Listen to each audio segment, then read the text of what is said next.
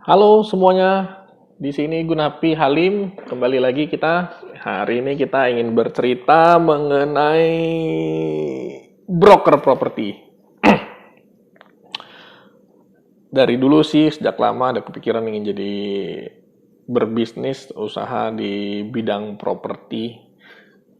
Jadi ceritanya dari awal kan sebelumnya sudah saya pernah cerita di video sebelumnya. Basic saya adalah di bidang produksi furniture.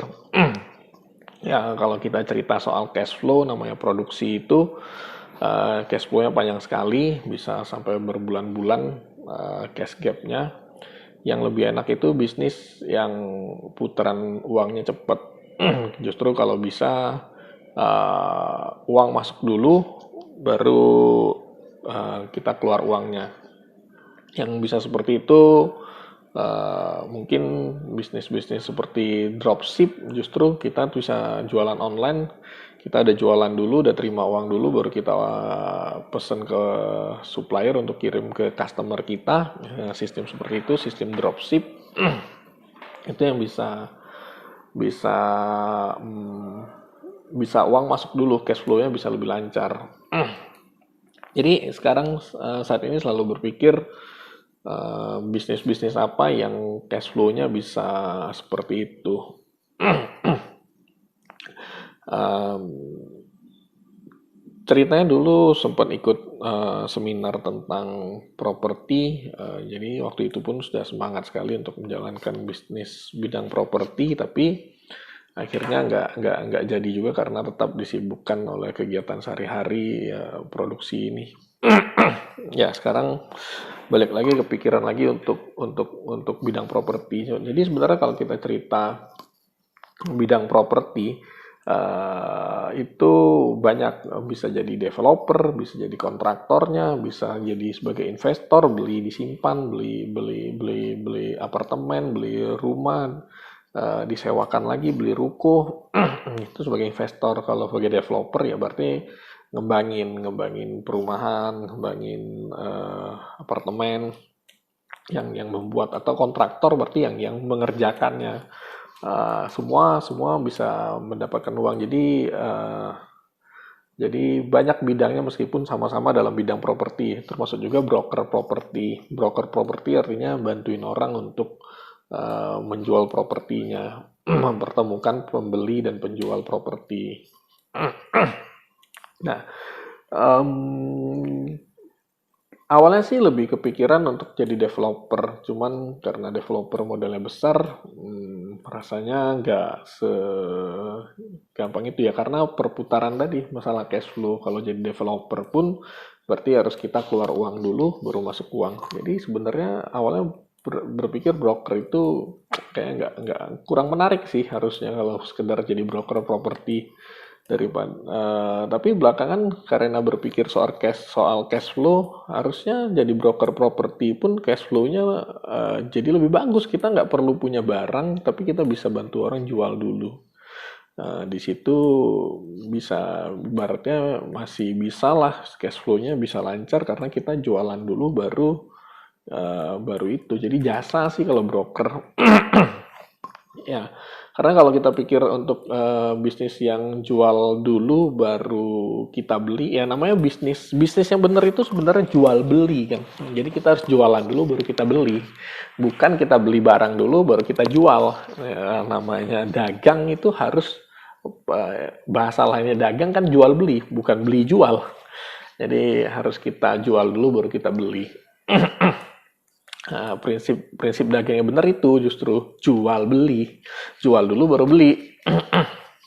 Nah, jadi kalau kita jadi kalau jual beli sistemnya dropship seperti itu, uh, bisa sih.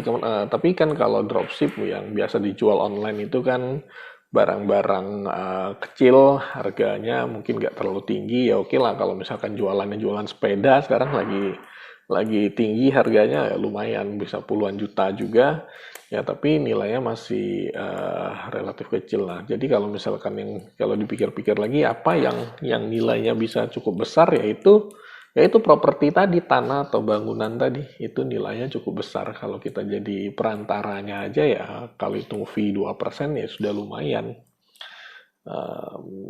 Ya jadi sekarang tertarik untuk ke ke ke ke bidang broker properti. Jadi di sini sekarang saya di Jambi mungkin gak ada broker properti yang ternama. Dulu mungkin ada Century, sekarang kayaknya nggak ada lagi. Jadi kalau ada broker properti yang mau buka di Jambi, boleh deh nyari saya mungkin join, pengen belajar menjadi broker properti.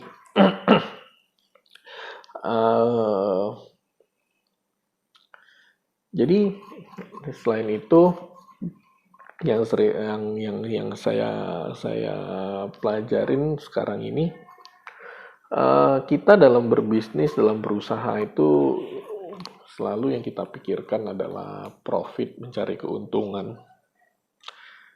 Mungkin di situ juga kesalahan saya selama ini, selalu hanya berpikir profit, cari untung.